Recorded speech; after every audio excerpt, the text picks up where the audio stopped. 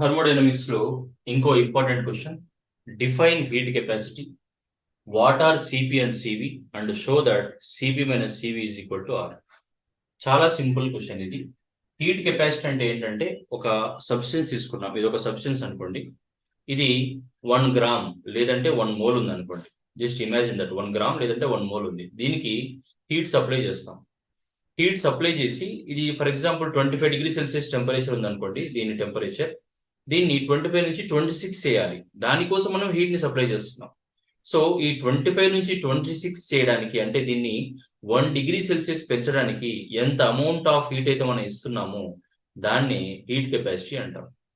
Okay, amount of heat is required to rise the temperature of 1 mole of substance or 1 gram of substance, anything you can write, right?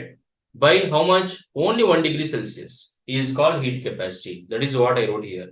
See there, the amount of heat required to rise the temperature of 1 mole of substance by 1 degree Celsius is called heat capacity. So amount of heat required to rise the temperature and change in temperature. How much? 1 degree Celsius is called heat capacity. ఇప్పుడు CP అంటే ఏంటి, CV అంటే ఏంటి వచ్చేస్తాయి. ఇది ఒకటి వస్తే చాలు. సిపి అంటే ఏంటి? At constant pressure, P for pressure, at constant pressure అని రాసి మళ్ళీ సేమ్ డెఫినేషన్ రాస్తాం. The amount of heat required to rise the temperature of 1 mole of substance by 1 degree Celsius is called heat capacity at constant pressure. అయిపోయింది, right? So ఇక్కడ సిపికి formula ఉంటుంది. CP is equal to dU by dT at constant, dH by dt at constant pressure. ఇది గుర్తుంచుకోండి, dH by dt at constant pressure. Okay, next take this equation 1. Next one చూడండి, same definition, ఒకటే ఒకటి change. V for volume కాబట్టి at constant volume the amount of heat is required to rise the temperature of 1 degree Celsius. Same as it is రాస్తాం. చివర్లో heat capacity at constant volume అని రాస్తాం. So దీనికి ఏం రాయొచ్చు? CV is equal to dU by dT at constant volume. దీన్ని equation 2 అనుకోండి. Okay, ఒకసారి అబ్జర్వ్ చేయండి డెఫినేషన్స్. ఒకటే ఒక చోట చేంజ్ ఉంటాయి చూడండి. హీట్ కెపాసిటీకి and heat capacity at constant volume కి and heat capacity at constant pressure కి ఒకే ఒక చోట తేడా. ఒకటి ఏంటంటే సివి అన్నప్పుడు అట్ కాన్స్టెంట్ వాల్యూమ్ అంటాం, సిపి అన్నప్పుడు అట్ కాన్స్టెంట్ ప్రెషర్ అంటాం. Okay, so heat capacity definition ఇచ్చాం, సిపి సివి అంటే ఏంటో రాసాం. ఇక మిగిలింది ఏంటి?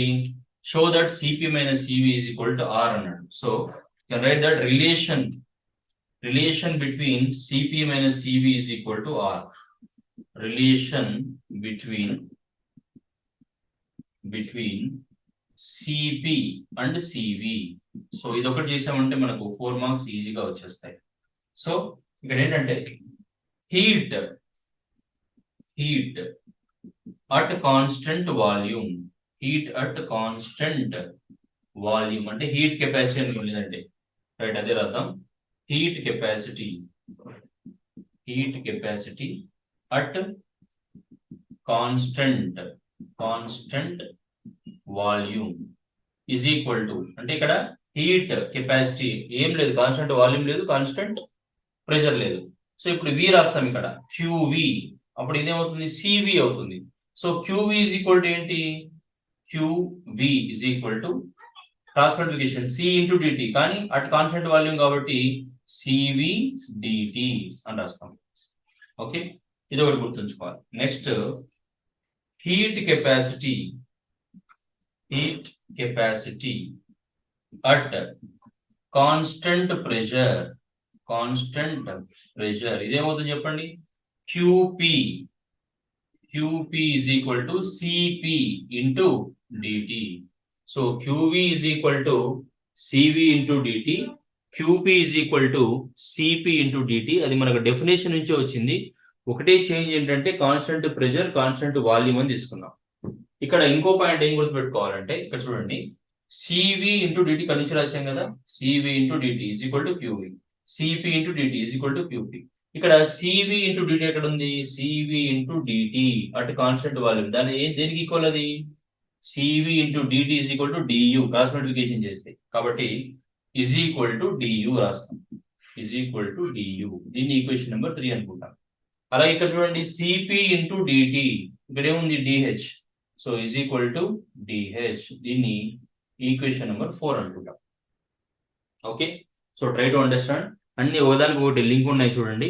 డెఫినేషన్ నుంచి ఏమో మనం QV is equal to CV into dt రాసాం, అలాగే QP is equal to CP into dt రాసాం. హీట్ కెపాసిటీ అంటే కాన్స్టెంట్ వాల్యూమ్, కాన్స్టెంట్ ప్రెషర్, ఆ డెఫినేషన్స్ నుంచి మళ్ళీ CV ఇంటూ dt అంటే du రాసాం, CP ఇంటూ dt అంటే dH రాసాం. ఓకే, ఇప్పుడు 1 mole of an ideal gas, ఇది గుర్తుపెట్టుకోవాలి ఎందుకంటే ఇది ఇక్కడ ఎక్స్ప్లెయిన్ చేయడం కుదరదు కాబట్టి. For 1 mole of an ideal gas, ఇక్కడ అన్ని కూడా 1 mole కి తీసుకుంటున్నాం మనం ఆల్రెడీ. లేదంటే ఇక్కడ 1 mole కాబట్టి 1 ఇంటూ dt కాబట్టి మనం రాయలేదు, ఇక్కడ 1 mole కాబట్టి రాయలేదు, ఇక్కడ 1 mole కాబట్టి రాయలేదు. అన్ని చోట్ల n అని రాసుకున్నా తప్పేం లేదు. n అంటే n moles ఉంటుంది. 1 mole కాబట్టి మనం వదిలేసాం, స్కిప్ చేసాం దాన్ని. So 1 mole of an ideal gas, delta H is equal to delta U plus, అంటే ఇది ఎంథాల్పీ నుంచి వస్తుంది. ఓకే, అది కూడా చెప్తాను చూడండి. ఎంథాల్పీ ఫార్ములా రాయాలి first. H is equal to U plus PV, ఇది ఎంథాల్పీ. సో ఇప్పుడు ఏమవుతుంది, delta H is equal to delta U plus delta PV. Change in enthalpy is equal to change in internal energy, change in product of PV. Okay, but మనకి ideal gas equation తెలుసు కదా, PV is equal to RT. ఇది తెలుసు మనకి, PV is equal to RT. కాబట్టి ఈ PV is equal to RT కాబట్టి ఈ PV ప్లస్ లో RT రాయొచ్చు కదా. అప్పుడు ఏమవుతుంది, delta H is equal to delta U plus delta RT అవుతుంది. అంతే కదా, delta H is equal to delta U plus delta RT. So ఈ డెల్టా H ని స్మాల్ చేంజెస్ కి ఏం రాయొచ్చు, DH is equal to DU plus DRT అని రాయొచ్చు. రెండు ఒకటే, ఇది లార్జర్ చేంజెస్ కి, ఇది స్మాలర్ చేంజెస్ కి. దీన్ని మనం ఈక్వేషన్ నెంబర్ 5 అనుకుందాం. Okay, now from equation number 3, 4 and 5. So from 3, 4 and 5, equation 3, equation 4 and equation 5. So ఇక్కడ DH అంటే ఏమో చూడండి, DH ఈక్వేషన్ 4 లో CP dt ఉంది, అది రాసేస్తున్నాను. DH ప్లేస్ లో CP dt. DU ప్లేస్ లో ఏముంది, is equal to CV dt ఉంది, అది రాసేస్తాను. ప్లస్ మిగిలింది ఏముంది, ప్లస్ DRT ఉంది. DRT లో R కాన్స్టెంట్ కదా, కాబట్టి R ని అలాగే ఉంచేసి దాన్ని డిఫరెన్షియేషన్ చేస్తే DT వస్తుంది. Okay right. సో మళ్ళీ చెప్తున్నాను చూడండి, ఇక్కడ DH ప్లేస్ లో ఏముంది, CP dt. DU ప్లేస్ లో ఏముంది, CV dt. ఇక్కడ DRT ఉంది కాబట్టి R కాన్స్టెంట్ కాబట్టి R ని పక్కన పెట్టేస్తే DT చేంజ్ ఇన్ టెంపరేచర్ అవుతుంది.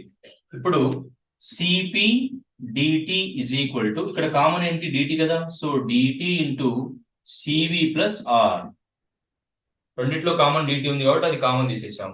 సో ఇప్పుడు DT విల్ గెట్ క్యాన్సిల్, అంతే కదా. మిగిలింది ఏంటి ఇప్పుడు, CP is equal to CV plus R. ఈ CV ని ఇటువైపు తీసుకురండి, CP minus CV is equal to R.